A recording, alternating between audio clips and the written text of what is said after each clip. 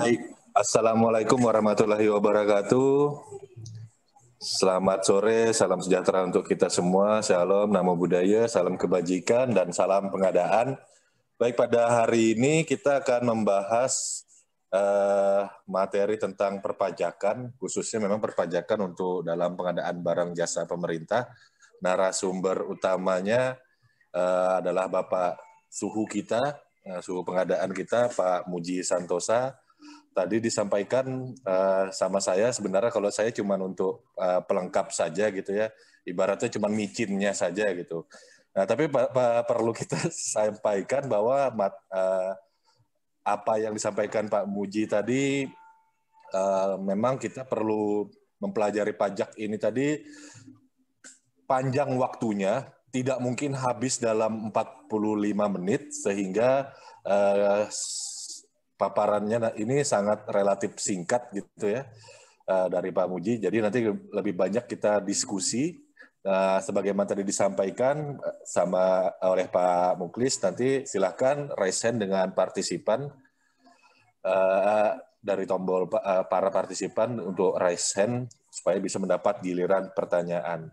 Mungkin itu saja pengantar dari saya. Memang nanti kalau kita berbicara pajak ini timpang tindihnya, bukan tumpang tindihnya ya. Semoga harapannya kan di di UU Cipta Kerja yang memang sudah mengatur perpajakan juga, Omnibus Law, ini sudah semakin clear gitu. Karena kalau saya ngelihat sudah mulai diharmoniskan. Kebetulan sudah selesai saya baca gitu ya, memang butuh waktu sekitar 8-9 jam waktu itu sudah mulai diharmoniskan, jadi harapannya yang seperti pertanyaan tadi, ini masuk pajak daerah atau pajak pertambahan nilai, itu bisa semakin clear. Baik, demikian pengantar dari saya, waktu dan tempat saya persilakan kepada Suhu Muji, Pak Muji, silakan Pak. Ya, terima kasih Pak Christian Gamas. Assalamualaikum warahmatullahi wabarakatuh. Selamat siang, salam sejahtera untuk kita semua, salam pengadaan. Bapak Ibu anggota kelas MS 1, 2, dan 3, berjumpa kembali dengan saya, Muji Santosa. Hari ini kita bahas mengenai perpajakan dalam pengadaan barang jasa. Ya, walaupun ya teman saya banyak orang pajak, ya adik saya juga orang pajak, anak saya juga di kantor pajak, tapi saya belum tentu update juga ilmu dalam pajak ya. Jadi kalau masih ada salah tidak tepat ya saya mohon maaf ya. Ini saya sudah diskusi banyak dengan orang pajak, walaupun nanti hasil yang saya sampaikan masih tidak cocok ya, perlu kita pahami. Mengapa demikian?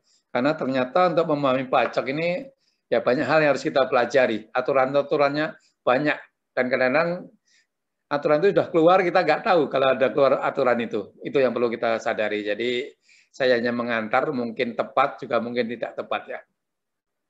Bapak Ibu, sekarang keluar ya, namanya Peraturan Menteri Keuangan nomor 231 tahun 2020. Tapi sebelum kita ke sini, kita perlu memahami pajak apa? Supaya kita bisa melakukan pengadaan dengan benar. Jadi pengadaan toko ya, yang bukan PKP, bahkan nggak punya NPWP sekalipun, itu bisa. Tapi karena kita nggak memahami itu, dipikir pengadaan harus dengan yang punya, yang bisa mengeluarkan faktur pajak, ya akhirnya kita belilah pada PT dan CV. Ya, sebenarnya bisa, ya. Tapi itu mungkin tidak biasa kita lakukan. Maka perlulah kita memahami aturan-aturan ini ya. Jadi sekarang keluarlah PMK nomor 231 tahun 2020 ya. Jadi mengenai hal ini dikatakan di sana mengenai instansi pemerintah ya, yang semula instansi pemerintah pusat, kementerian lembaga ya, sama pemerintah daerah, sekarang ditambah lagi namanya pemerintah desa ya. Jadi dana desa, APBD desa itu ya sekarang juga dikenakan pajak ya. Jadi pemerintah itu dipahami sebagai tiga ya, pemerintah pusat, pemerintah daerah, dan pemerintah desa. Berikutnya ya, dalam perpajakan ini dikenal namanya apa? Nomor pokok wajib pajak. Ya. Apa itu nomor pokok wajib pajak? Yaitu nomor pokok yang diberikan kepada wajib pajak sebagai sarana administrasi perpajakan. Ya, tanda pengenal diri atau identitas wajib pajak dalam melaksanakan hak dan kewajiban perpajakannya. Nomor pokok wajib pajak. NPWP ini juga dipunyai oleh siapa? Oleh instansi pemerintah. Ya. Apalagi kalau instansi pemerintah itu juga menghasilkan barang dan jasa, maka instansi pemerintah nanti ya itu dikenakan PPN PPh juga, instansi pemerintah yang menghasilkan barang dan jasa. Ya, instansi pemerintah ya wajib pendaftaran diri ya untuk memperoleh NPWP. Nah, selama ini NPWP ada NPWP bendahara dan sebagainya. Ya, cenderung atas nama personal, atas nama pegawai pemerintah ya. Ya, sehingga datanya sekarang jumlah bendahara database NPWP pemerintah tadi ada sekitar 400.000. Padahal kalau dilihat satuan kerjanya APBN itu hanya ada 36.000. APBD ya 29.000. Ya. Ini desa 74.000. Padahal desa mungkin belum banyak yang punya NPWP lah. Padahal hanya ini aja sebenarnya. 36 tambah 29 berapa tuh ya? Sekitar 56.000 lah. 56 kalau ditambah desa ya 140.000 lah. Jadi kenyataannya faktanya mungkin sekitar 60 ribuan, tetapi jumlah yang ada ya NPWP itu ada 400.000 ya dari instansi pemerintah. Banyak sekali ya. Seharusnya cukuplah dengan 140.000 saja. Nah, ini yang sekarang menjadi perhatian pemerintah untuk dibenahi. NPWP yang semula atas NPWP perorangan, ya NPWP tadi bendahara, maka dirubahlah menjadi NPWP instansi pemerintah. Ya. Jadi setiap instansi pemerintah menetapkan diri memiliki NPWP bukan atas nama bendaharanya ya. Ini berlakulah mulai 1 April 2020. Ya, di sana didaftarkan yang memegang DIPA ya. Maka dia harus punya namanya NPWP instansi pemerintah. Berikutnya Bapak Ibu, ada namanya pengusaha kena pajak PKP. Pengusaha kena pajak, yaitu pengusaha ya, baik orang pribadi maupun badan ya, pribadi perorangan atau badan perusahaan yang melakukan penyerahan barang kena pajak BKP atau jasa kena pajak JKP dikenakan pajak berdasar Undang-Undang PPN tahun 84. Tadi udah diubah ya, yang terakhir tahun 2009 ya, PPN, Undang-Undang PPN. Ya. Pengertian PKP tidak termasuk pengusaha kecil. Jadi pengusaha kecil itu nggak punya PKP. Jadi kalau Bapak Ibu belanja ke toko, ya nggak punya PKP, ya nggak kena PPN dia tadi. Jadi pengusaha kecil yang batasannya sudah dapat keputusan Menteri Keuangan. Kalau nggak salah hari ini 4,8 miliar. 4,8 miliar itu namanya pengusaha kecil yang nggak perlu PKP. Kecuali jika pengusaha kecil tadi mendaftarkan diri untuk dikukuhkan sebagai PKP. Ya, walaupun dia pengusaha kecil, kalau dia mendaftarkan diri sebagai PKP, maka dia nanti bisa menerbitkan faktur pajak, maka nanti bisa juga dikenakan PPN. Jadi kalau dia bukan PKP, ya tidak kena PPN. Walaupun barang jasa tadi dikenakan PPN ya. Sedangkan pengusaha non PKP adalah pengusaha yang belum dikukuhkan sebagai PKP. Ya, oleh karena itu hak dan kewajibannya PKP ditanggung ya, tidak dapat dilakukan oleh non PKP. Jadi batasannya 4,8 miliar ini kalau usaha kecil. PKP. Tapi dalam aturan ini ya dikembangkan sekarang. Instansi pemerintah pun juga bisa sebagai PKP ya. Yaitu kalau dia melakukan penyerahan barang jasa kena pajak ya atau jasa kena pajak ya, maka dia sebagai PKP ya. Jadi instansi pemerintah ya yang dia transaksinya di atas 4,8 miliar ya. Dia juga bisa juga sebagai PKP ya. Ya, ini jelaskan ya, dalam hal tempat kedudukan tempat kegiatan usaha instansi pemerintah tidak berada di wilayah kerja kantor pelayanan pajak sama, maka instansi pemerintah wajib melaporkan usahanya sebagai PKP. Jadi beberapa instansi pemerintah itu sebagai PKP kalau dia punya usaha, punya profit gitu ya.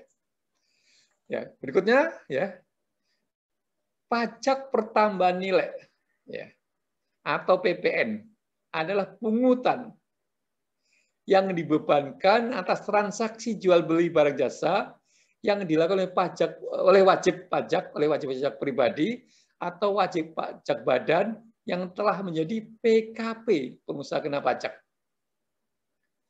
PPN atau pertambahan nilai dikenakan dan disetorkan oleh pengusaha atau perusahaan yang telah dikukuhkan sebagai PKP. Jadi kalau dia tidak bertransaksi dengan pemerintah, ya dia menyetorkan. Ya. Tapi kalau dia bertransaksi dengan pemerintah, maka dilakukan pemungutan. Ya. Berikutnya, sejak 1 Juli 2016, PKP wajib membuat faktur. Ya. Faktur pajak secara elektronik. Ya. Tadi jelaskan ya, Undang-Undang PPN ini yang terbaru ini, Undang-Undang Nomor 42 tahun 2019 ya. Ya, berikutnya kalau pemungutan, penyetoran dan pelaporan PPN diatur dalam PMK ini. Ya. Berikutnya kewajiban PPN atas pendapatan. Ya. Pemerintah ya adalah unit tertentu dari badan pemerintah yang memenuhi kriteria sebagai bukan subjek pajak dalam negeri. Ya. Maka dikenakan PPN termasuk BLU, BLD. Syaratnya apa? Atas syaratnya di bawah ini ya. Atas penyerahan jasa yang disediakan oleh pemerintah dalam rangka menjalankan pemerintahan secara umum tidak dikenai PPN. Ya. Jadi menyediakan jasa rumah sakit, BLU secara umum tidak dikenai PPN. Jadi kalau Bapak Ibu rapid test harga 3 juta ya nggak kena PPN ya. Tapi jasa sebuah kegiatan pelayanan yang hanya dapat dilakukan oleh pemerintah sesuai kewenangannya, ya tidak disediakan oleh badan usaha lain, itu dikenakan PPN.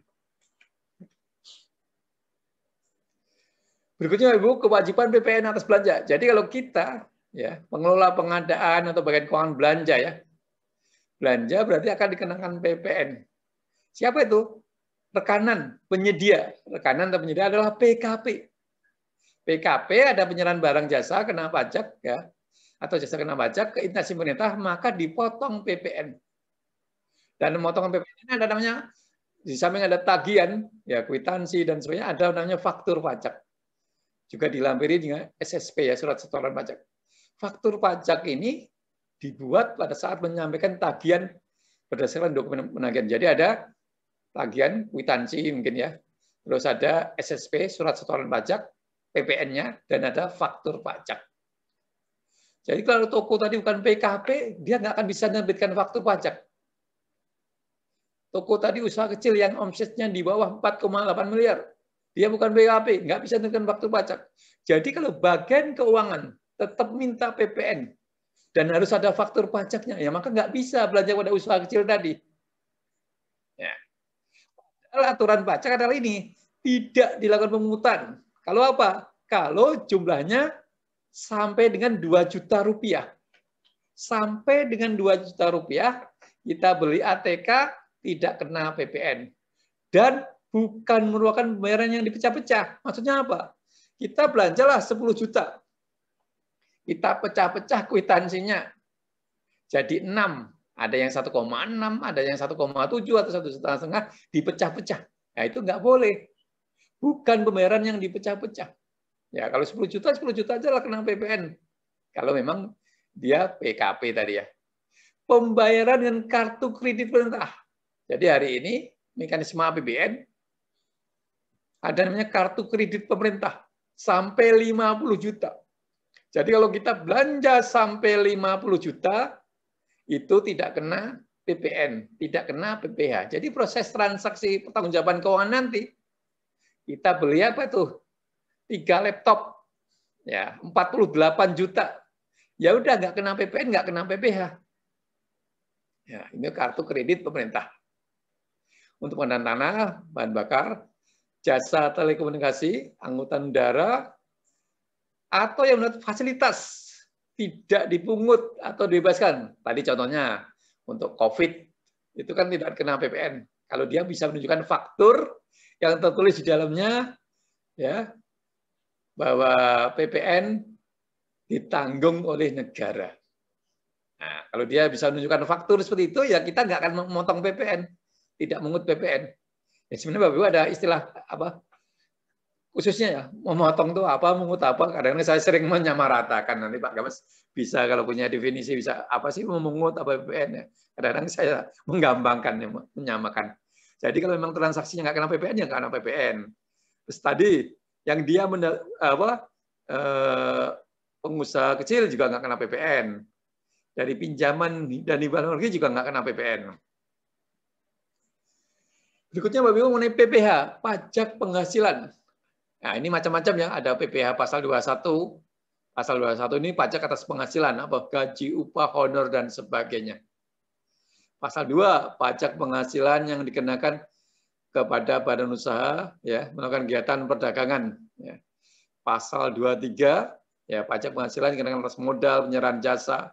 Ya, ini penyerahan jasa ya, berhubungan pengadaan, nanti di sini penyerahan jasa dan sebagainya. So, dari sekarang ini Bapak Ibu, PPh pasal 4 ayat 2 yaitu PPh final.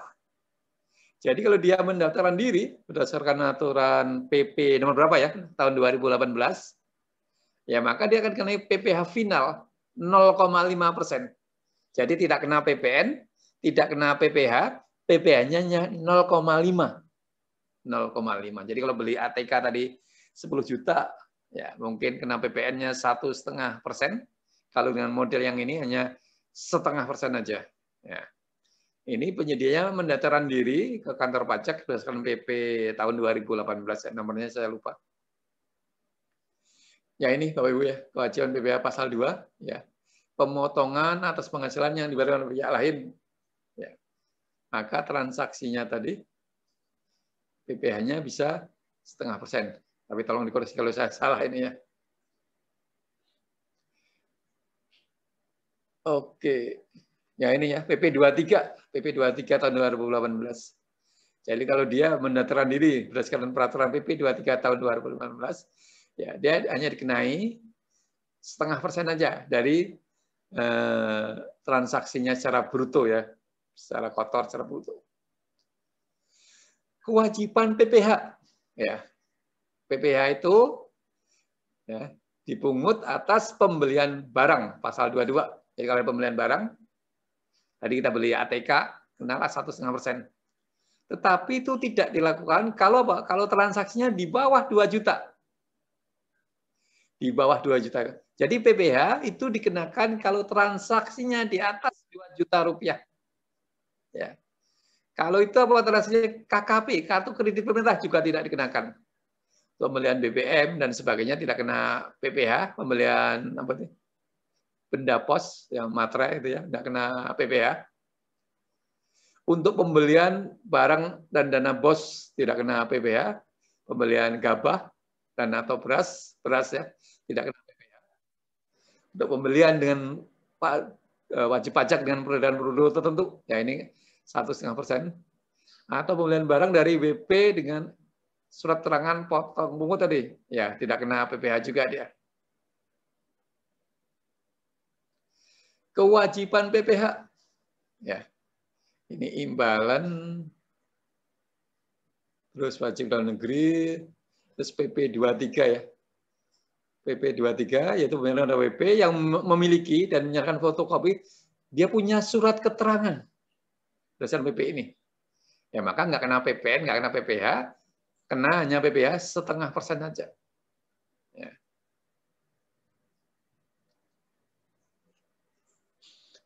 Kewajiban PPh, ya instansi pemerintah. Jadi instansi pemerintah itu wajib memotong, memungut kalau ada transaksi apa? Pasal 42 tadi ya. Pasal 22, pasal 23, pasal 15, ya pasal 21 untuk honor dan sebagainya. Terus berikutnya instansi pemerintah tadi apa? Harus membuat bukti pemotongan pemungutan PPh. Apa itu? Bukti penerimaan negara, ya SSP dan sebagainya itu ya, bukti pemotongan. Atau dokumen tertentu yang dipersamakan dengan bukti PPh, ya mungkin di apa ya, di struknya itu kan ada kan telah dipotong PPh atau PPN. Berikutnya pasal 23, pemotongan atas penghasilan yang dibayarkan atau telah jatuh tempo kepada wajib pajak dalam negeri. Nah, ini ada bunga, ada royalti, ada hadiah, mungkin nggak ada hubungannya dengan kita. Ini mungkin yang ada hubungan kita ya. Sewa atau penghasilan lain sehubungan dengan penggunaan harta, ini enggak juga ya. Imbalan dan jasa, ini ya. Imbalan sehubungan dengan jasa yang membayarnya dibebankan pada APBN, APBD selain pasal 21. Apa itu mungkin ya? sewa ruko gitu mungkin ya. Tidak dilakukan pemotongan pajak. Ini nggak ada hubungannya dengan pengadaan, dibayarkan terutang pajak, sewa guna usaha, jasa pengangkutan, nah ini terus pembelian dari jasa WP yang punya SKB potong kuota tadi ya.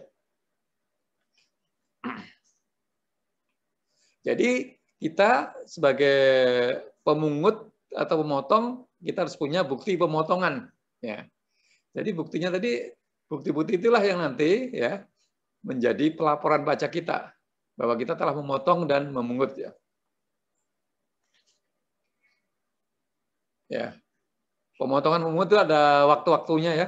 Ya, berapa lama ya. Maksimal 7 hari setelah tanggal pembayaran dengan OP. Pada hari sama dengan tanggal pembayaran dengan mekanisme langsung. Ya. Pemerintah desa maksimal tanggal 10 bulan berikutnya. Ada pelaporan setiap bulannya ya. Nah, berikutnya Bapak ini contoh. Contoh pajak pekerjaan konstruksi. Pekerjaan konstruksi. Kita punya kontrak 1,1 miliar. Kalau penyedianya PKP, pengusaha kena pajak, jadi PPN-nya berapa?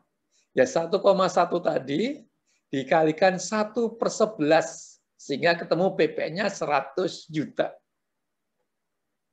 PPh-nya berapa? 2%. Misalkan ya, ada 2%, ada yang 3%, ada yang 4%. 2%. Misalkan ini yang kita ambil yang 2%. 2% kali 1 miliar, berarti PPh-nya 2 juta rupiah. Jadi total kena pajak 102 juta. Bapak Ibu ini penting memahami pajak ini, apalagi bagi penyedia. Ya, 1,1 miliar ternyata pajaknya 102 juta. Kalau tidak paham, lupa menghitung, ya bisa rugi. Tetapi kalau dia bukan PKP, pengusaha kena pajak, ya maka nggak dipungut PPN. Tidak dipungut PPN. Hanya dikenakan PPh 2%. Tapi dasar penghitungannya bukan dari 1 miliar. Dasar perhitungannya dari 1,1 miliar. Sehingga PPh-nya lebih tinggi. Lebih tinggi berapa nih? 200.000. 2.200.000. Nah ini. Berikutnya yang konstruksi, tidak ada tadi, berdasarkan PP 23 tahun 2018. Jadi slide saya sebelumnya ya, saya koreksi ya. Ada slide yang sebelumnya yang saya share ke Bapak Ibu di grup WA. Jadi saya hapus itu. Dia untuk pajak konstruksi tidak ada PP 23 tahun 2018 yang kena berapa? 0,5% itu, nggak ada. Ya, tidak menyangkut hal itu. Bisa juga pajak konstruksi itu tidak dipungut. Yang tadi, jangan contohnya untuk COVID tadi. Kalau dia punya bukti pajak PPN ditanggung oleh negara, ya maka nggak kena PPN. Kalau dia punya surat keterangan dari pajak, maka nggak kena PPh. Itu yang darurat, ya darurat COVID. Ada juga yang PHN, pinjaman dan hibah luar negeri. Maka dia juga tidak kena PPN dan PPh. PPh Bapak Ibu, ya tadi kerjaan konstruksi kan saya pilih 2%. Ini 2%. Itu juga bisa dikenakan yang 4% kalau dia tidak memiliki kualifikasi. Mudah-mudahan semua penyedia konstruksi sekarang punyalah kualifikasi. Sudah punya SPU. Ya.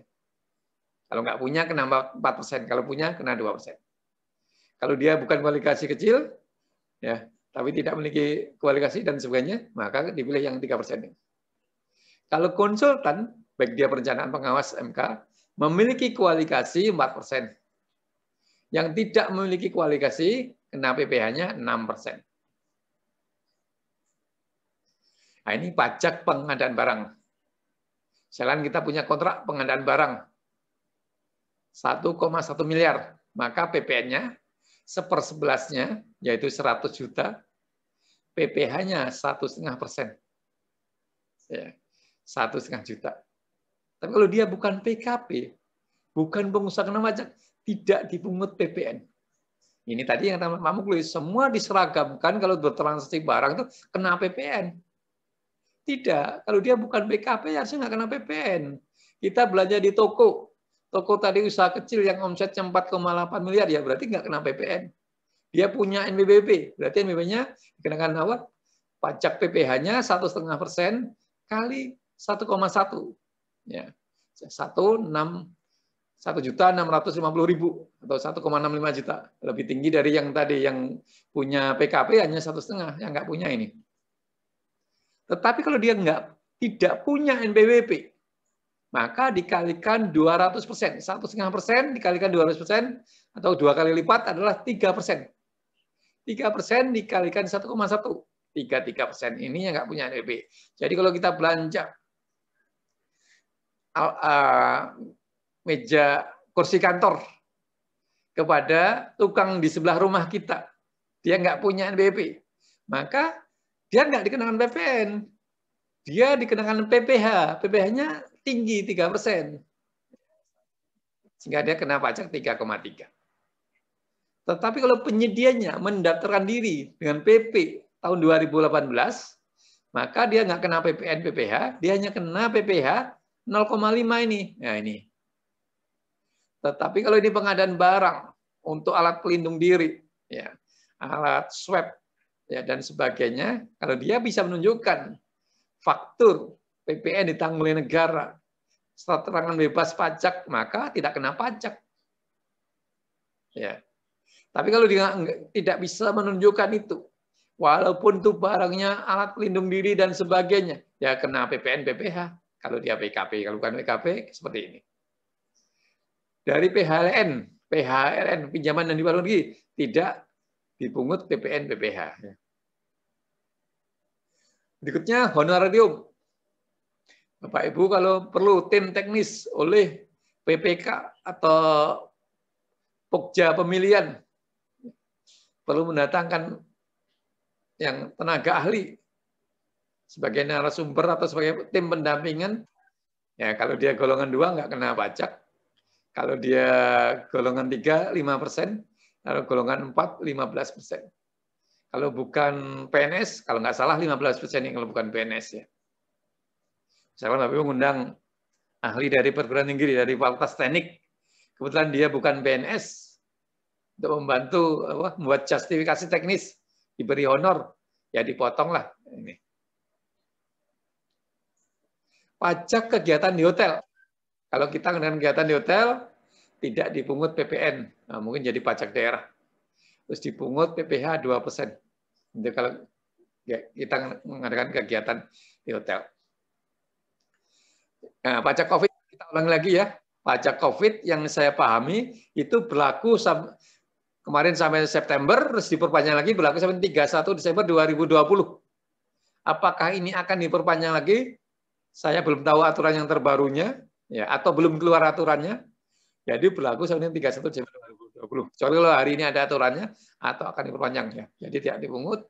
Asal apa? Asal tadi ada faktur yang bertuliskan seperti itu. PPN ditanggung oleh negara, terus PPH ya tidak dipotong berdasarkan surat keterangan bebas dari kantor pelayanan pajak. Pajak swakelola. Kalau swakelolanya tipe 1, berarti kan di tempat kita sendiri, kantor kita sendiri. Kantor kita sendiri kalau butuh pengadaan barang, ya berarti akan dikenakan PPN, PPH. PPN, kalau berdasar undang-undang memang dikenakan PPN. Nilainya di atas 2 juta rupiah. Yang ketiga adalah PKP. Ya. Seperti itu kalau PPN. Jadi di sini kenakan PPN, PPH. Kalau swakelola tipe 2, terhadap kontraknya, itu tidak kena PPN PPH. Misalkan kita kerjasama lah dengan BPS. Dengan BPS. Berarti tidak ada PPN dan PPH terhadap kontraknya. Tapi terhadap pembelanjaannya, misalkan BPS belanja, beli ATK, beli laptop, dan sebagainya, ya maka kena PPN PPH. Jadi swakelola tipe 2, itu pertanggungjawabannya detail. Ini prakteknya masih kejadian, pertanggungjawabannya secara gelondongan. Misalkan kerjasama dengan, maaf aja dengan BPS lah, misalkan 2 miliar rupiah, ya sudah. 2 miliar tadi habis. Tidak dipertanggungjawabkan secara detail. Jadi auditor hari ini masih mempertanggungjawabkan secara rincian pengeluaran. Kalau saya sepakat secara rincian pengeluaran, karena sama-sama instansi pemerintah kok. Ya. Ya. Bagaimana kalau instansinya itu instansi PNBP? Ya, pertanggungjawabannya sesuai transaksi sesuai dengan tarif PNBP-nya. termasuk dengan instansi BLU, Tapi kita tadi ingat, ada instansi pemerintah yang bersifat profit. Kalau instansi pemerintah bersifat profit, berarti terhadap kontraknya ada PPN PPh. Artinya kalau dengan instansi pemerintah bersifat profit tadi, menurut persepsi saya, itu nggak perlu transaksi detail.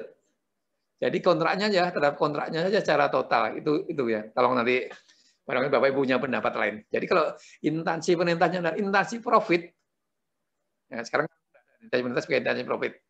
Apakah itu PTNBH, perguruan tinggi negeri yang berbadan hukum seperti itu, termasuk itu instansi profit. Kalau instansi profit, maka terhadap kontrak induknya ada PPN, ada PPh.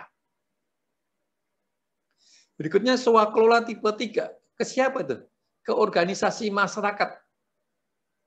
Ke organisasi masyarakat, kontraknya tidak ada PPN, tidak ada PPh. Loh, kenapa? Ya karena ormas itu bukan organisasi profit. Bukan organisasi profit. Maka nggak ada PPN, PPh.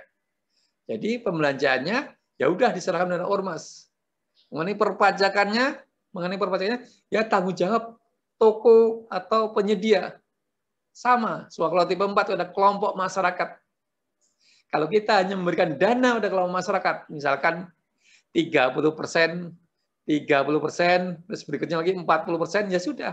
Itulah yang disalurkan masyarakat tanpa ada PPN, PPh. Kalau masyarakat belanja gimana? Kalau masyarakat belanja, ya sudah. Ke toko dan sebagainya, masalah perpajakan menjadi tanggung jawab mereka, toko itu sendiri.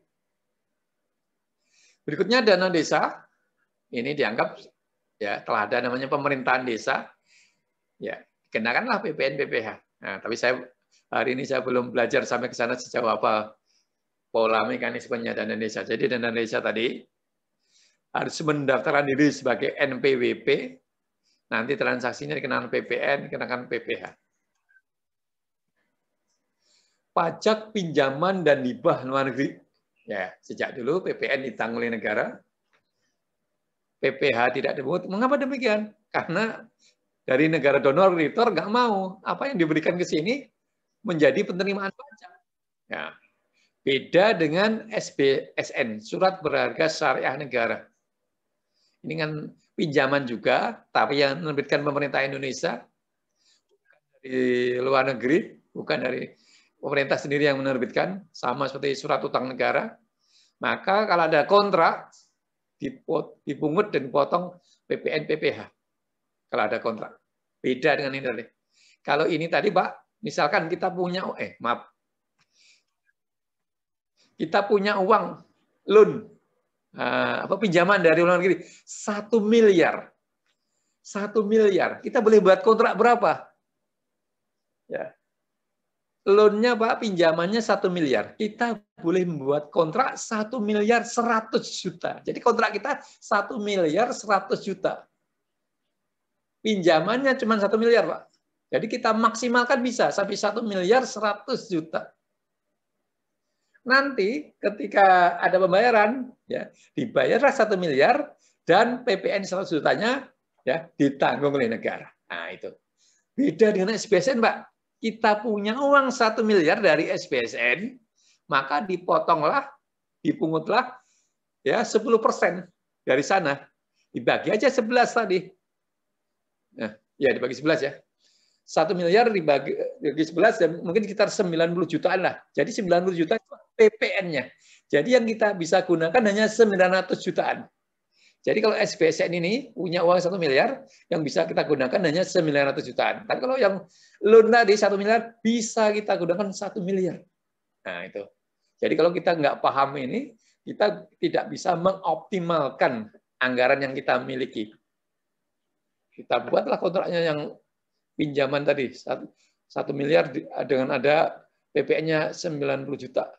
Ya, akhirnya yang termanfaatkan hanya 900 juta saja. Nah, gitu. Pajak dana desa ya ada ya, jadi hari ini. Tapi saya belum membahas detail, mempelajari secara detail, jadi saya belum bisa menyampaikan ini. Pajak dana desa. Berikutnya Bapak Ibu, mencari bukti pajak untuk konsultan. Ini biasanya untuk negosiasi atau untuk konsultan perorangan ya. Sebenarnya dia dibayar berapa sih untuk bagian negosiasi? Ini misalkan Rudi bekerja sebagai tenaga ahli di perusahaan konsultan PT ABC. Sekarang dia mau berkontrak dengan kita secara perorangan. Secara perorangan. Rudi, apa dia? S1 misalkan. Pengalaman kerja berapa? 4 tahun. S1 4 tahun. Maka kita ambil dari angka Ingido lah. S1 4 tahun. Ketemulah di sana berapa? Ketemulah misalkan angka 26 juta. 26 juta kali 55%. Berapa itu? 17 juta. 17 juta. Kalau ikut angka Ingido ya. Kita lihat ijazahnya sama pengalamannya S1 4 tahun. 4 tahun ketemulah angka 26 juta. Misalkan saya nggak lihat angka Ingido hari ini, misalkan ketemu 26 juta, maka dikalikanlah 55%. Berapa dia pasnya? Ya, saya anggap aja 14 juta. Jadi, oh Anda Pak Rudi bisa dibayar 14 juta. Wah, nggak bisa. Saya kerja di perusahaan konsultan aja, saya dibayar 30 juta. Buktinya apa? Buktinya ini loh Pak. Nah, ini saya dibayarkan pajak saya 750.000. 750.000. Kita bisa menelusuri 750.000 dibagi 5%. Oh, dasar pembayaran pajaknya dia 15 juta. 15 juta dibagi 50%, ketemulah 30 juta. Oh iya, Anda ketika di perusahaan dibayar 30 juta. Walaupun si Rudi ini kontraknya ya atas nama perusahaan tadi dilaporkan pada kontrak kita tuh 40 jutaan, Pak. 40 jutaan. Yang dia terima hanya 30 juta saja. Ya, 30 juta inilah sebagai dasar pembayaran pajak. Nah, di sini 750 juta. 750.000. Nah, untuk memahami ini adalah untuk apa? Negosiasi kalau dia konsultan perusahaan. Konsultan perusahaan, ya, perusahaan ini mau kita kontrak, kita cek tenaga ahlinya, benar nggak pantas nggak dibayar 30 juta? Buktinya apa? Oh, buktinya pajak ini. Atau yang kedua, atau dia mau keluar dari perusahaan ini, mau kontrak perorangan. Ya, kalau kontrak perorangan gampang, lihat aja angka Ingido. Misalnya ketemu tadi 16 juta, nggak mau si Rudi ini, nggak bisa Pak 16 juta. Itu namanya saya turun penghasilan. Kenapa gitu? Saya berusaha kerja di konsultan aja di sana, ditulis Pak kontraknya dengan Kementerian Perhubungan, saya Rudi itu 45 juta Pak, 50 juta di kontraknya itu. Tapi yang saya terima Pak 30 juta. Nah ini Pak dasar pembayaran pajak saya itu. Ya, pajak konsultan PPN bila dia PKP. Jadi kalau perorangan sangat jarang sekali yang PKP. Ya. Berikutnya dia dikenakan PPH lah yang lebih seringnya. Dulunya Pak, kalau Bapak ikut BIMTEK ya, training pengadaan, training K3 dan sebagainya. Kalau Bapak kantor Bapak kerjasama dengan lembaga pelatihan, kenalah PPH 2%. Tapi kalau bayar sendiri-sendiri, kwitansinya sendiri, tidak kena pajak. Cleaning service, ya. Kalau dia perusahaan, apalagi dia PKP, ya kena PPN lah. Tapi kalau cleaning service tadi, perorangan, ya nggak kena PPN, perorangan. Ya. Punya 5 tenaga cleaning service, ya kena PPH saja. Kena PPH. Kenapun kalau dia PTKP, penghasilan dia di atas PTKP, penghasilan tidak kena pajak. Jadi kalau PTKP-nya 4 juta rupiah, sedangkan UMR 3 juta rupiah, PTKP penghasilan tidak kena pajak 4 juta rupiah, UMR 3 juta rupiah. Anda bayar berdasarkan UMR 3 juta rupiah, ya nggak kena PPH dia, karena masih di bawah PTKP, misalkan seperti itu.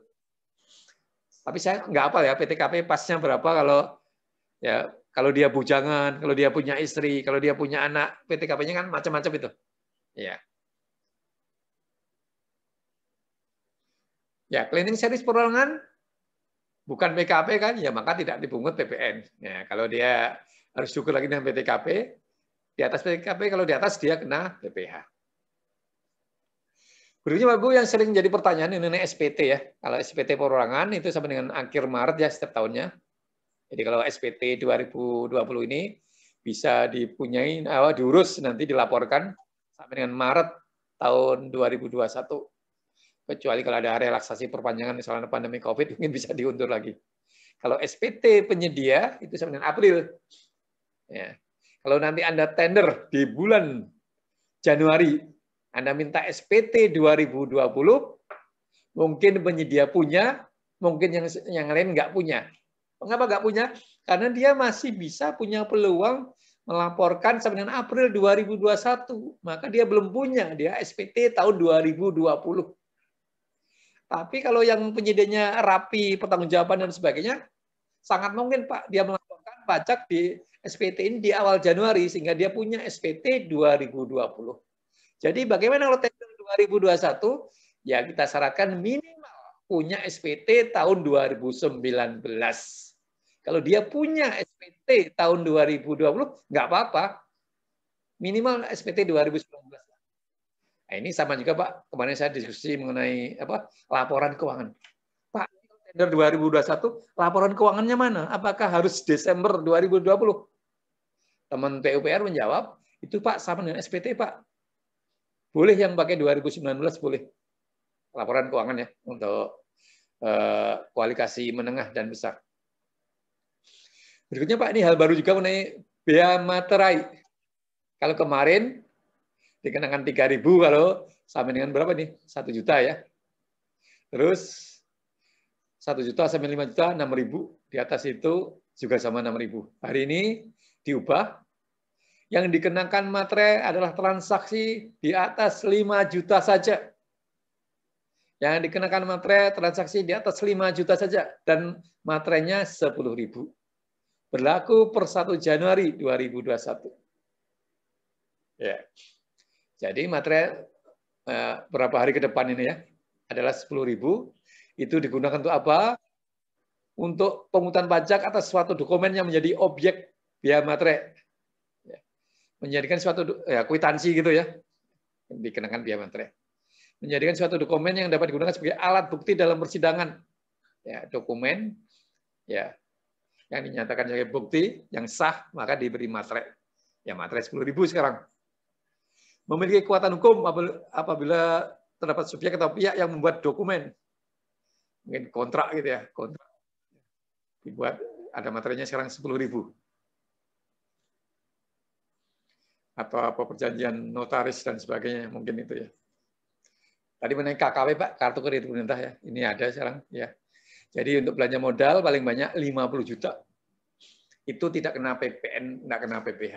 Nah ini daerah gimana ini yang mengadakan semacam bila pengadaan transaksi itu, ya harusnya diminta seperti ini aja lah, kartu kredit pemerintah. Silakan dikoordinasikan dengan Kementerian Keuangan supaya tidak kena PPN maupun PPh. Bapak Ibu, yang saya sampaikan mungkin juga benar, juga mungkin salah, ya, karena ya tidak semua bisa saya sampaikan, ya. Yang kedua mungkin yang saya sampaikan juga tidak lengkap, bahkan mungkin aturan-aturannya sudah ketinggalan. Ya silakanlah dicari aturan baru. Berikutnya, kalau masih membingungkan yang saya jelaskan ini, koordinasi sajalah dengan kantor pelayanan pajak, dikonsultasikan. Demikian Bapak Ibu yang saya sampaikan, mungkin kita akan berlanjut diskusi atau Pak Gamas bisa melengkapi kalau ada aspek-aspek yang perlu diberi stressing atau penguatan, atau saya salah silakan dikoreksi, nggak apa-apa, silakan. Luar biasa sekali materinya Pak, mohon izin untuk membantu melengkapi terutama dari aspek pengadaan, apalagi tadi sudah sempat ditanya di awal gimana nih kita mau ngevaluasi harga, jadi mungkin saya izin tampilkan slide ya Pak Muji ya. Oh iya, oke. Oke, ini tidak lama, cuman menurut saya krusial. Jadi memang tadi paparannya komprehensif sekali. Ini kebetulan materi perkuliahan di administrasi perpajakan, kebetulan saya ngajar perpajakan juga. Cuman memang tadi saya sambil Pak Muji menyampaikan, saya milah-milah dulu nih. Mana nih kira-kira yang bisa untuk melengkapi dan mungkin membantu teman-teman pelaku pengadaan se-Indonesia yang hadir pada hari ini. Nah ini ada sedikit materi ya berkaitan dengan kenapa kok PPN itu filosofisnya bukan lagi pajak penjualan, tapi pajak pertambahan nilai. Ya, jadi di dalam sebuah satu undang-undang ya, satu aturan, dia PPN itu pajak pertambahan nilai dan pajak penjualan barang mewah. Nah, pada prinsipnya filosofisnya adalah untuk ke arah keadilan gitu, supaya tidak terjadi double taxation atau pajak berganda yang dipungut berulang kali.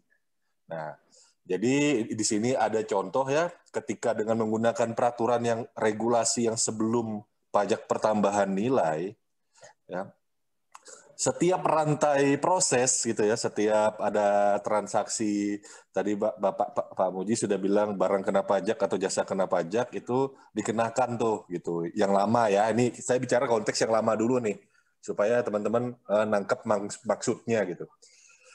Nah, jadi perusahaan B ini tadi melakukan produksi, ada kena pajak tarif 10%, tambah 1 juta. Nah, bahan yang diproses itu tadi total harga belinya 11 juta. Kemudian ada proses manufaksi atau proses apapun jasa. Nah, dia bertambah beban biayanya. Jadi asumsi di sini 4 juta ya. Jadi total biaya sebelum keuntungan 15 juta. Nah, tentunya kita bukan negara sosialis ya, saya ekstremnya ngomong gitu ya, boleh dong ngambil keuntungan gitu ya, boleh dong punya keuntungan. Nah, maka diambil keuntungan misalkan 20%. Nah, ini sekaligus sengaja contohnya saya buat di atas 15% ya, supaya tidak jadi stigma bahwa keuntungannya itu yang wajar ya cuma 15% gitu ya. Nah, jadi ini 20%. Nah, jadi dapat 3 juta. 18 juta dikenakan pajak lagi 10%. Nah, ini jadi pajak yang berganda yang ditanggung oleh konsumen, beban pajaknya berlipat gitu ya, berlipat. Ini baru 2 patokan. Nah, jadi dasarnya Bapak Ibu, pajak pertambahan nilai ini tadi mengubah konsep pajak penjualan gitu. Jadi ya di sini ini merupakan materi dari LKPP ya untuk apa namanya nyusun HPS gitu ya di gambarannya, bahwa dalam pajak pertambahan nilai itu tadi sekarang untuk mencegah tidak adanya double taxation itu ada konsep pajak masukan dan pajak keluaran.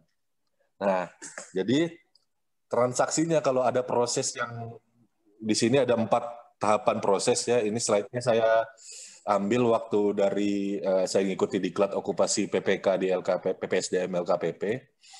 Nah, di sini saya zoom dulu biar lebih mudah. Ya. Di proses yang pertama gitu ya, ada harga jual belanja yang diterima oleh penjual, itu adalah harga jualnya 2 juta dengan PPN-nya 200.000, maka total terimanya adalah 2.200.000. Nah, ini 200.000 ini tadi menjadi pajak keluaran bagi penjual yang A. Penjual yang A. Nah, di sini ada akumulasi kas negaranya 200.000. Itu disetor di kas negara. Nah, kemudian kan B ini tadi dia mengolah, gitu kan, mengolah sebuah barang, kemudian 200.000 tadi kan dia bayarkan tuh. Nah, kemudian total bayarnya dari belanja transaksi yang ke A tadi kan 2.200.000. Nah, dia punya proses, anggap saja dia proses 2 ini ya. Ini menjadi harga jualnya itu ya yang termasuk dengan keuntungan yang diharapkan dan yang lain-lain menjadi 3 juta. PPN-nya berlaku 10%, maka 3.300.000. Tapi ya perhatikan Bapak Ibu bahwa di sini ada pajak masukan yang berasal dari pajak keluaran transaksi sebelumnya. Ya. Jadi 300.000 dari PPN yang diproses B menjual ke C ini tadi, yang di bawah lagi, itu sebenarnya ya nanti bisa dikreditkan gitu. Jadi nanti setor ke kas negaranya hanya 100.000. Akumulasinya adalah 300.000. Nah, dan seterusnya ya berulang. Ini kebetulan dari LKPP nyontohkannya ada penyedia C, penyedia D, baru ke konsumen dengan konsep pajak keluaran dan pajak masukan yang dikreditkan ini tadi, maka akumulasi dari harga jual dengan pajaknya itu tadi, kalau dibandingkan dengan yang setor ke kas negara, kalau dikreditkan semua ya sesuai dengan harga jual terakhir. Jadi tidak terjadi pembengkakan karena double taxation ini tadi. Nah ini filosofis mengapa kok dia dibuat pajaknya PPN itu tadi berubah nama berubah istilah lagi menjadi pajak pertambahan nilai, bukan pajak penjualan. Nah kalau dirincikan secara mendetil ya, nah ini berkaitan dengan PKP dan non PKP gitu ya. Maka dengan tidak bisa melakukan ini pengkreditan pajak ya antara selisih masukan dan keluaran tadi itu kan intinya adalah yang PKP. Kalau yang bukan PKP maka dia tidak bisa mengkreditkan pajak masukannya gitu. Nah, jadinya nanti harga jual gitu ya, harga jual itu menjadi lebih rendah kalau dari penyedia yang PKP itu adalah yang dikreditkan pajaknya karena tidak terjadi double taxation. Mungkin itu saja kalau yang tambahan dari saya. Jadi pada prinsipnya tadi kalau mau berpikir tadi Pak Budi sudah nyampaikan bahwa ketika kita mensurvei harga ya sudah memang pajaknya itu ya 10% gitu.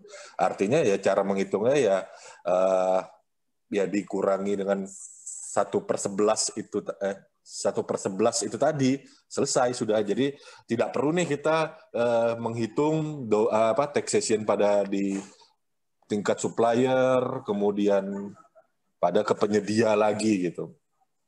Mungkin itu saja, kita mungkin bisa lanjut ke tambahannya yang ringkas saja. Kita mungkin bisa buka ke diskusi ya Pak. Ya.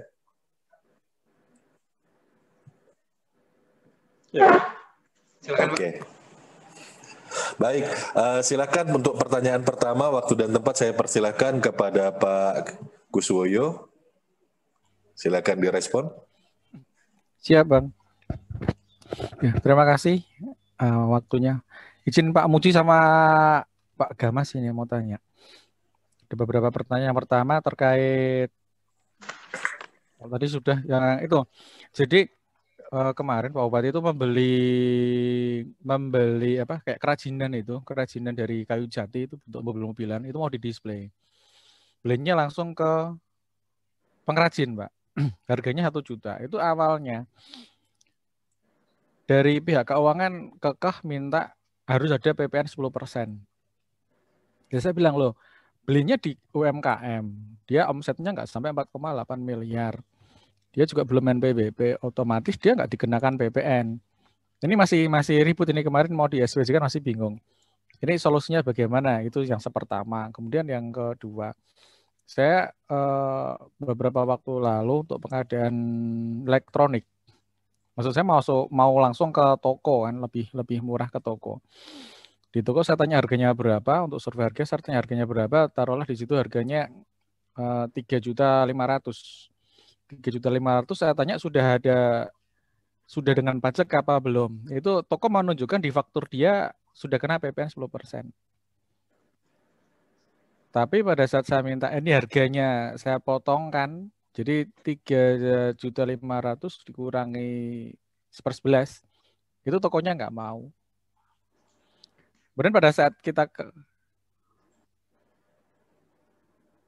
Halo? Ya, silakan. Silakan Pak. Kemudian pada saat ada suara lagi. Pada saat kemaju ke keuangan tidak mau, tetap mintanya ada PPN 10%. Mohon petunjuk Pak Gamas atau Pak Muji. Oke. Ya. Itu tadi Pak Gus ya. Kita lihat aja tadi yang namanya KKP ya, kartu kredit pemerintah. Itu nggak kena PPN PPh, Pak. Jadi Bapak belilah alat elektronik ya 50 juta. Ya, itu kalau APBN ya. Itu nggak kena PPN PPh. Artinya apa? Artinya setiap transaksi itu belum tentu dikenakan PPN, belum tentu dikenakan PPh. Ya, gitu ya. Itu kalau KKP. Ini tempat Bapak kan bukan KKP. Ya, Bapak beli kerajinan. Ya, kerajinan tadi apa? Ya namanya barang kan, yang Bapak beli kan barang. Iya. Barang dia PKP berarti kena PPN. Tapi umumnya penyedia kecil kan, ini kan penyedia kecil, berarti kan tidak kena PPN. Berarti ya tidak kena PPN. Bapak tunjukin aja tadi. Permen Q berapa tadi? 231 tadi ya? Siap. Sebutin aja. Jadi kalau dia bukan PKP, tidak kena PPN. Kedua, kalau transaksinya di bawah 2 juta rupiah, ya kalau dia PKP kena pajak ya, kena PPN. Tapi kalau transaksinya di bawah 2 juta rupiah, ya tidak kena PPN. Yang ketiga, berdasar peraturan bahwa itu adalah barang atau jasa yang kena PPN. Jadi kita bikinnya 3 hal, Pak. 3 hal. Pertama, Pak, berdasar peraturan ini kena PPN nggak? Kena. Ya. Terus yang kedua, dia PKP, ya, berarti kena. Yang ketiga, apa tadi? Nilainya di atas 2 juta rupiah. Jadi 3 ukuran tadi, Pak. Kita ukur kena PPN atau tidak. Jadi kalau dia tidak kena itu, berarti nggak kena PPN. Berikutnya ini PPh-nya, Pak.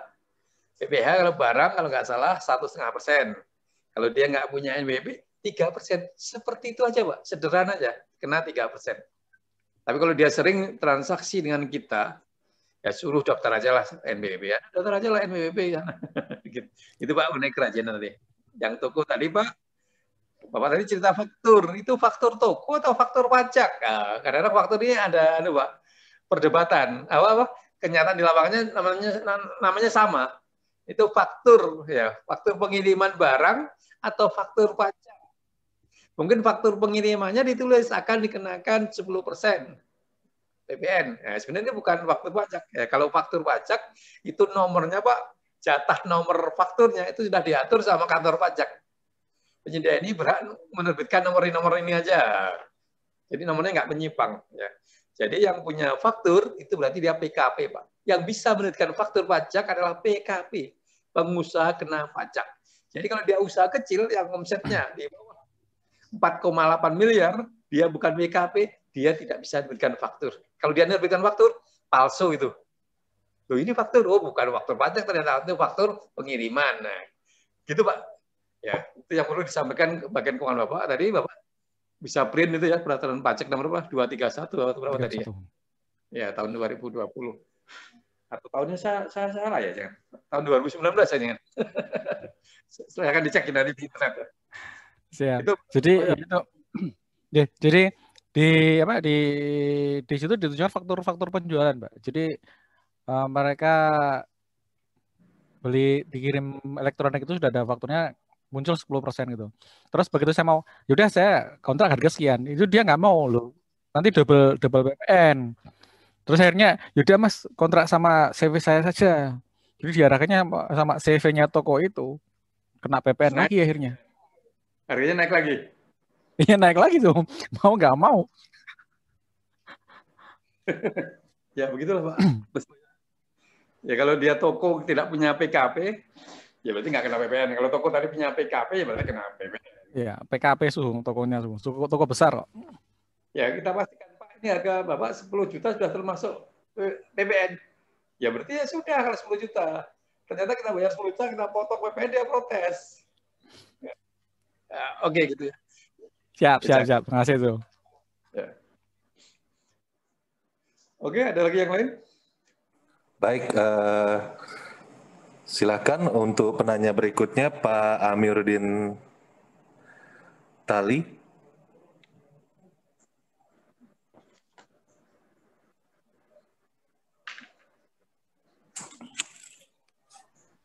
Ya. Ya, silakan. Selamat sore. Terima kasih Pak. Saya dari Batam Pak. Ya. Ini yang berhubungan dengan. Halo. Ya, silakan Mbak. Ya.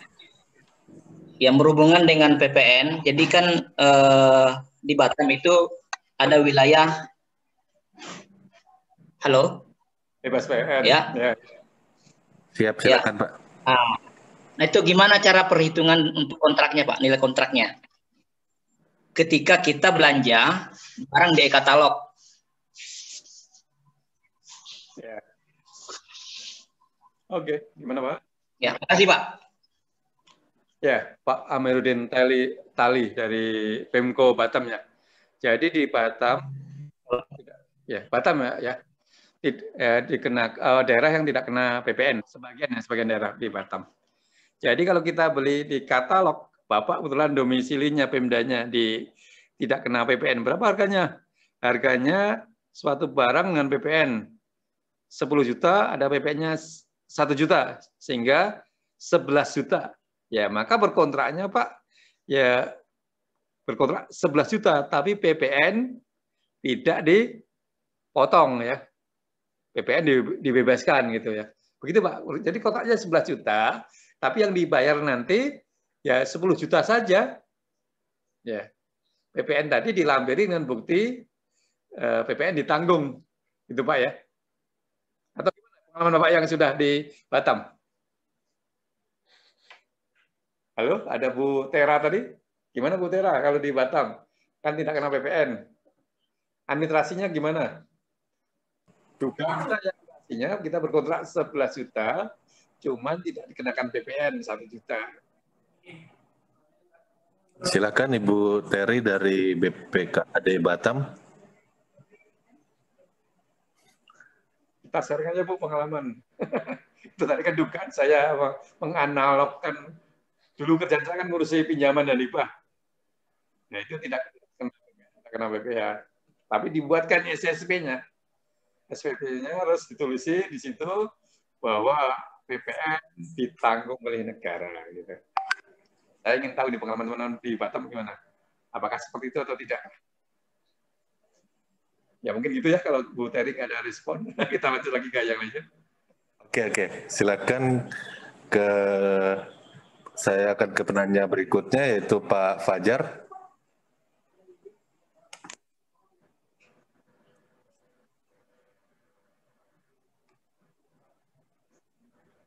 Silakan direspon Pak Fajar.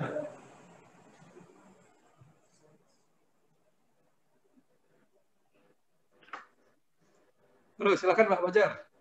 Pak Fajar, sudah ter-unmute ini? Halo?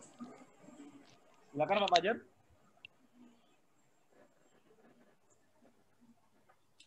Oh iya.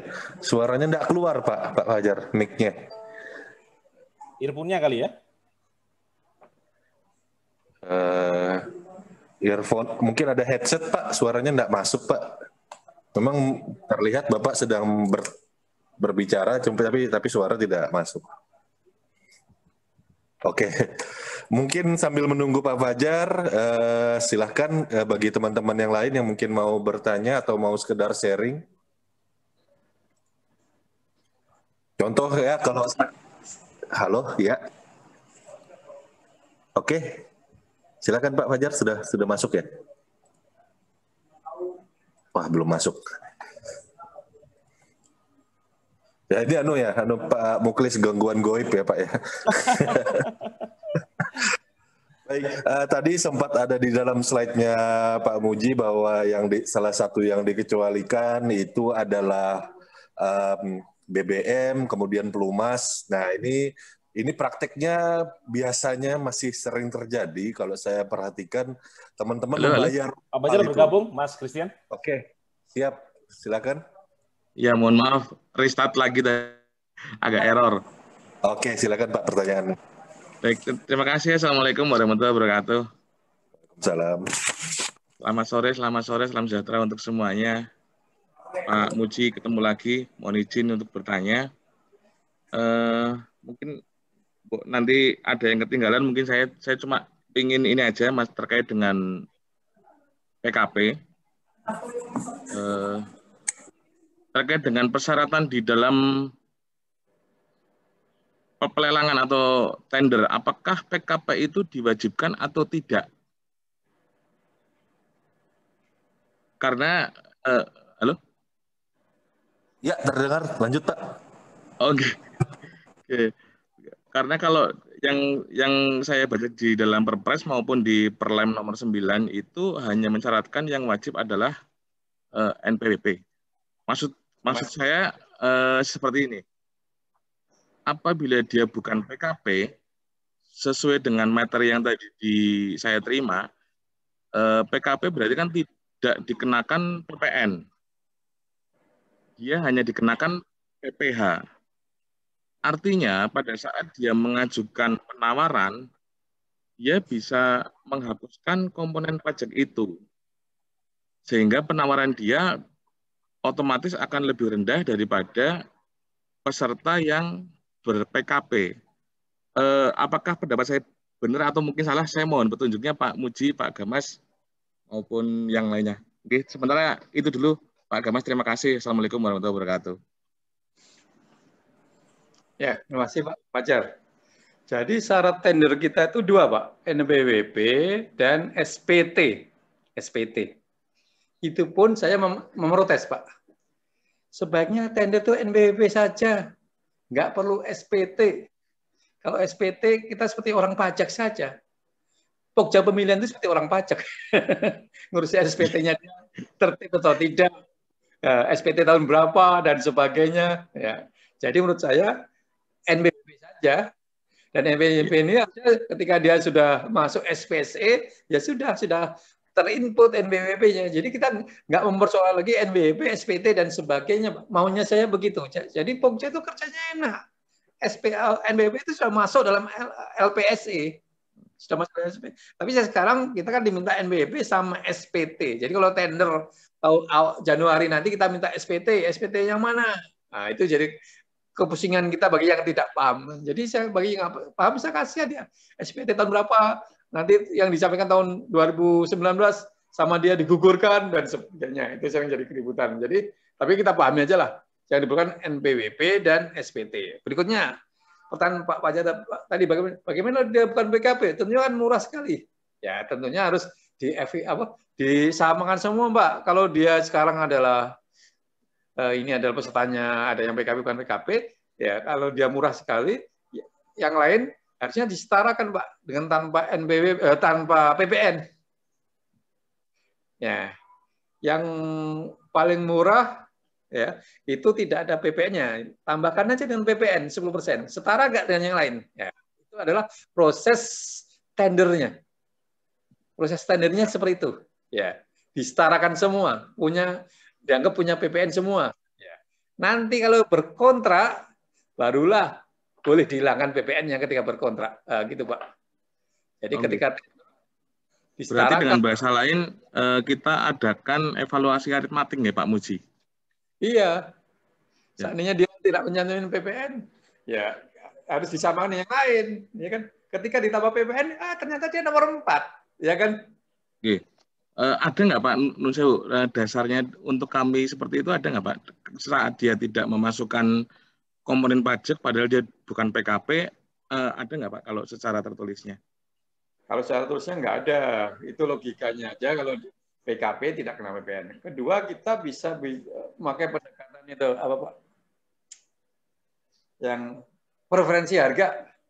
Preferensi harga itu juga sama begitu Pak. Kalau dia produk dalam negeri, maka kita berilah dia namanya preferensi harga.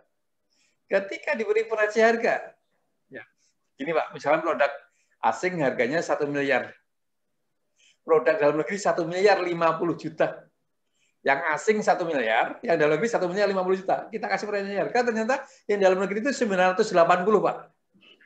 Jadi 980 melawan 1 miliar, kan menang dia 980. Yeah. Menang 980. Tapi ketika berkontrak, bukan 980 itu Pak yang ditulis di kontrak. Yang ditulis ada 1 miliar 50 juta. Nah, seperti itu juga, seperti itu Pak. Apa logikanya gitu Pak ya. Ya. Yang disampaikan Pak Fajar nggak tahu ini kejadian fakta di lapangannya apakah memang begitu yang tidak punya PKP tadi. Begitu Pak ya. Kalau saya sih hanya pengalaman aja, pernah ada penawaran yang disampaikan tanpa PPN Pak. Nah, itu yang waktu itu kami sempat ada sedikit kebingungan di evaluasinya Pak. Jadi, makanya saya menanyakan seperti ini, buat nanti ada lagi kejadian seperti itu, jadi kami ingin punya dasarnya gitu Pak Muji Nunsewu. Mungkin gini Pak, mohon izin Pak, kalau penawaran tanpa PPN sepertinya sekarang sudah tidak mungkin dilakukan lagi ya, karena by sistem pajak itu kan sudah terkunci ya tarifnya ya. Mohon izin saya coba koreksi Pak Fajar. apakah atau bukan koreksi, konfirmasi. Apakah itu mungkin pengalaman lama sebelum SPSE 4 atau bagaimana Pak Fajar? Baru kemarin Bapak, ya jadi di bagian kolom penawaran yang di SPSE itu angka 10 itu bisa diganti 0 maupun diganti angka yang 0 jadi 10 jadi 0 gitu bisa. Oke, berarti Pokmil mengizinkan penyedia ngedit itu ya yang dicentang dulu sebelumnya ya berarti ya? Itu kan yang menginput dari PPKOM, Pak Gemes. Oke, berarti pada dasarnya memang sudah disegmentasikan bahwa paket ini untuk PKP berarti jadi 0 ya? Iya. Oke, ya berarti evaluasinya sudah otomatis kan mengikuti dari PPKOM. Cuman kalau pada prinsipnya, kalau saya sih penyedia itu terserah seperti yang Pak Muji sampaikan tadi di awal, ya sudah itu dibuat aja, ada pajaknya semua nanti pada saat berkontrak. Nah, kalau saya sih berpikiran bahwa setelah seandainya pun penagihannya tetap motong, itu kan urusannya penyedia untuk mengkreditkan pajak masukan dan pajak keluarannya. Jadi itu untuk nanti dikreditkan kelak nanti. Jadi sebenarnya kompetisinya harusnya memang sudah tetap mencantumkan PPN. Iya betul. Memang secara prinsip dasar seperti itu Bapak. Tapi nun sewu lagi nih, kalau kita berlakukan koreksi aritmatik misalnya dari yang 0% itu kita tambahkan komponen 10%, terus nanti pada saat di kontrak itu dicantumkan yang sudah harga termasuk pajak, pada saat pencairannya pasti nanti akan berbeda nilai yang dia tawarkan. Maksudnya gini, katakanlah menawar 900 juta misalnya. Kalau di plus PPN itu kan dia hanya 990, tetapi saat nanti dibalikan, pada saat pencairan dia dipotong pajaknya, berarti kan dia dipotongnya dari 990 juta dikurangi 10%-nya. Akan ada perbedaan nilai antara 900 plus pajak dengan plus pajaknya itu dibalikan lagi itu akan ada perbedaan gitu. Begitu Pak Gamas Nun Sewu. Nguranginnya jangan pakai kurangin 10% Pak, 1/11 Pak. Seperti yang rumusnya Pak Muji tadi. DPP-nya kan? Pertanyaannya Pak, berarti antara proses tender dengan dokumen kontrak ada perbedaan, itu kan ya nggak apa-apa. Iya maksudnya itu Pak Muji, betul. Dan sebagainya bisa menjelaskan aja. Ini tadi juga ada pertanyaan Pak dari Madura. Pak, kontrak saya itu tidak bisa dibayar ke bagian keuangan. Kenapa? Item-itemnya berbeda. Ya sudah. Item-itemnya itu kamu edit sesuai dengan akun-akun di keuangan. Asal nilai kontraknya tetap. Pak, itu berbeda dan tendernya kemarin. Saya jawab, nggak apa-apa, kamu salah. Yang penting kamu nggak korupsi. Tetap nilai kontraknya itu, penyedia juga nggak rugi. Itu hanya menurut saya bagaimana supaya bisa cair saja. Nah, gitu Pak. Ya, nggak semua hal bisa diselesaikan Pak. Ada terwadai dalam aplikasi. Begitulah ya. Tanyakan hari ini juga, itu mungkin nggak terwadai dalam aplikasi juga seperti itu. Jadi antara yang tendernya dengan kontraknya akan berbeda. Yang penting bukan tanaman Pak, berbeda tadi ya. Pak Muji, terima kasih petunjuknya Pak Damas juga. Terima kasih. Assalamualaikum. Ya. Salam. Waktu kita masih ada kurang lebih 16 menit. Silakan bagi teman-teman yang mau bertanya terkait dengan pajak. Sambil nunggu mungkin saya coba sharing ya. Dulu sempat kita ngobrol Pak Muji ya, di WA terkait dengan pelumas dan BBM. Nah ini banyak nih mungkin dicoba diperhatikan lagi bagi para PPK yang memang membidangi untuk pelumas maupun BBM. Itu masih ada dan sering saya temui dikenakan dan pasrah gitu, karena dari BKAD-nya bilang kalau nggak dikenakan PPN kami nggak mau cairkan. Nah ini saya menarik, jadi waktu itu saya baru jadi PPK langsung saya balikin lagi, ini kan sudah dikecualikan, sudah tidak dikenakan. Nah, silahkan Anda buat pernyataan. Jadi kalau berdebat dengan BKAD, kita memang nggak ada habisnya. Cuman pada prinsipnya kalau saya berpikir bahwa kalau itu 10% ditambahkan lagi, kita malah berkurang nih volume pemanfaatannya gitu. Nah, jadi saya langsung sampaikan, silakan Anda buat surat tertulis gitu ya bahwa kontrak saya ini keliru. Kemudian ya disampaikan bahwa perbaikannya adalah menambahkan PPN. Nah, dari BKAD-nya nggak berani. Pada prinsipnya Bapak Ibu, kita langsung main secara administratif saja. Kita jangan berdebat kusir gitu ya. Artinya jangan berdebat lisan. Ya kalau misalkan sebuah kontrak dari teman-teman mungkin ditolak karena hanya PPN-nya, padahal harus ditambahkan PPN gitu ya. Ya minta mereka untuk mengembalikan dari perbennya, mengembalikan berkasnya secara paling tidak ada checklist tertulisnya gitu. Jadi bahwa bukan kesalahannya PPK nih gitu yang memungut atau menambahkan atau memotongkan, tapi memang ya ada dari administratifnya. Oh ya sudah bahwa ini memang dipersyaratkan di teman-teman di BKAD gitu. Tapi biasanya kalau sama saya dibuat seperti itu, nah langsung nih, terutama tadi yang dikaitkan dengan Pak Kuswoyo tadi yang pertama ya, kayak gitu kan yang sudah di bawah 2 juta gitu ya, UMKM mesti tambahkan. Nah, kalau saya biasanya counternya dengan yang seperti yang saya ceritakan tadi, ya buat pernyataan tertulis gitu. Jadi nanti kan kelihatan nih bahwa ini yang keliru secara administratif dalam hal menetapkan adanya pajak itu bukan PPK. Jadi saya baru bersedia nih perbaiki kontrak saya. Kalau saya pengalamannya begitu. Mungkin ada teman-teman lain silakan yang mau berdiskusi, bertanya, mari.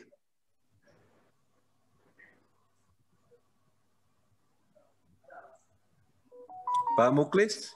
Siap.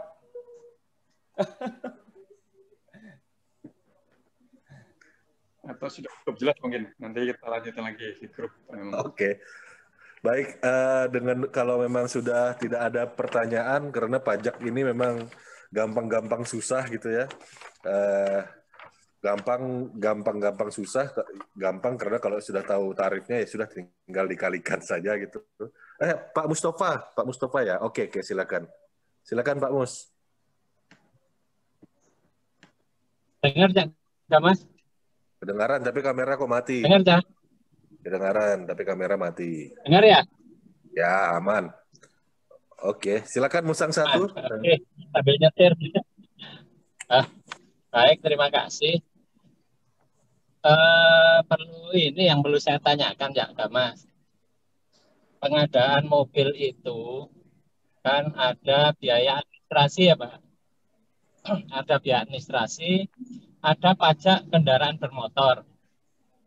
Jadi kalau pengadaan mobil itu unitnya sendiri, terus di bawahnya boleh nggak dipisah biaya administrasi dan pajak kendaraan bermotor atau PKB. Nah, sehingga bisa dipilah yang kena PPN biaya unitnya sendiri, terus untuk biaya administrasi dan biaya pajak kendaraan bermotor nggak dikenakan PPN. Kira-kira bisa nggak nih Pak Mujing? Atau memang harus satu unit secara total dengan plus unitnya plus administrasi dan pajak kendaraan bermotornya. Kan ya nggak lucu juga ya Pak Gamas, pajak kendaraan bermotor kok kena PPN kan gitu ya. Oke, itu Pak Gamas. Terima kasih pertanyaan saya. Baik, mohon izin Pak Muji karena Undang-Undang 28 2009 pajak daerah, saya coba bantu jawab dulu Pak Muji ya. Oke. Baik, yang pertama terkait dengan pajak daerah ini tadi, pajak kendaraan bermotor ya, PKB, kemudian BPNKB-nya, biaya perolehan kendaraan balik nama, yang untuk yang pertama itu kan ada 2 komponen itu. Nah, itu dasar aturannya dari Undang-Undang 28 2009. Nah, dan harus diturunkan ke Perda tiap provinsi. Perda tiap provinsi. Kemudian kita perhatikan biasanya tiap daerah 34 provinsi beda-beda. Nah, jadi pastikan memang ya yang dipakai adalah perda dari pengguna Pemda setempat atau KL setempat gitu ya. Nah, kemudian bebannya itu tadi ya ditambahkan di kolom pajaknya kalau menurut saya. Jawa Timur berapa, Cak Mustafa? Hanya Kutai Barat. Loh, kalau kami di Kaltim kan biasa saya kurang pasti bisa ingat ya berapa perda provinsi saya. Cuman rata-rata kan memang ngambilnya sekitar 1% gitu biasanya atau 0,5 gitu. Ya udah itu ditambahkan aja dari 10 yang PPN-nya. Jadi pajaknya itu jadi PPN plus pajak daerah. Cuman nanti mungkin penulisan di kontraknya ya diatur seperti yang Pak Muji sampaikan tadi. Jadi ya tidak mesti ikut BQ dari sistem nih atau daftar keluaran. Nanti diperhitungkan terpisah rinciannya gitu. Karena biasanya dia kan masuk dalam biaya administrasi. Mungkin itu Pak Muji ada yang mau tambahkan? Oke, ini nanti ada materinya Pak Mandar ya. Nanti saya share aja lah. Apakah terjawab di situ atau tidak. Siap. Tadi ada pertanyaan di grup. Apa itu? Mengenai kalau nggak punya NWP, bagaimana? Diisi NWP-nya benda siapa? NWP diisi 00 dengan nama rekanan. Selama ini saya menjawab NWP-nya bendahara. Jadi kalau penyidik nggak punya, pakai aja NWP-nya bendahara. Nah, ini dijawab oleh teman saya, NWP diisi 00 atas nama rekanan. Mungkin begitu ya. Silahkan nanti dibaca, ditanyakan oleh kantor pajak setempat. Jadi nanti apa? Tadi ada pertanyaan, Pak, kalau dia nggak punya NWP, NWP-nya siapa? Apakah NWP-nya Pak Mustafa? Diisi NWP-nya nama rekanan, diisi dengan kode 00 gitu. Ya. Nah, ini pengetahuan baru juga bagi saya. Sama ini saya jawab, NWP-nya rekanan, NWP-nya bendahara. Pak Mustafa juga mau aja juga bendahara ketik-ketik. Oke, makasih itu informasinya. Ya. Masih Cak Gamas. Oke. Siap. Mungkin Pak Muji mau ada closing statement. Waktunya sudah memang sisa 7 menit dan tidak ada penanya. Ya, terima kasih Pak Gamas. Jadi Bapak Ibu, ya, pajak ini apa kaitannya dengan pengadaan? Ya, kalau kita mengerti aspek perpajakan ini, akhirnya kita belanja bukan kepada penyedia sebenarnya. Ya, akhirnya harganya lebih mahal dan sebagainya. Padahal kita bisa beli dengan harga sesuai dengan harga pribadi kita. Ya, akhirnya juga uang yang diperoleh melalui belanja uang yang diperoleh dari pendapatan perpajakan yang susah payah kita belanjakan kan dihambur-hamburkan kan mudah aja tadi dengan harga yang mahal dan sebagainya.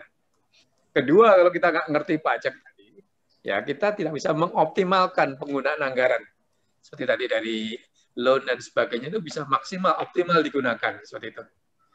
Dan ketiga, ketika kita tidak mengerti hal ini, kita sering ributlah dengan bagian keuangan, bahkan ributlah dengan auditor. Ya, mudah-mudahan hal ini, materi hari ini membantu, walaupun belum menuntaskan beberapa pertanyaan. Ini mungkin bisa bawa lagi lah pada diskusi teman-teman saya, dan semoga nanti kita share lagi lah pada grup kelas. Dan saya menulis juga pemahaman yang baru lah di sini tadi. Pertanyaan bagus dari Pak Fajar dan sebagainya tadi. Manfaat bagi kita semua.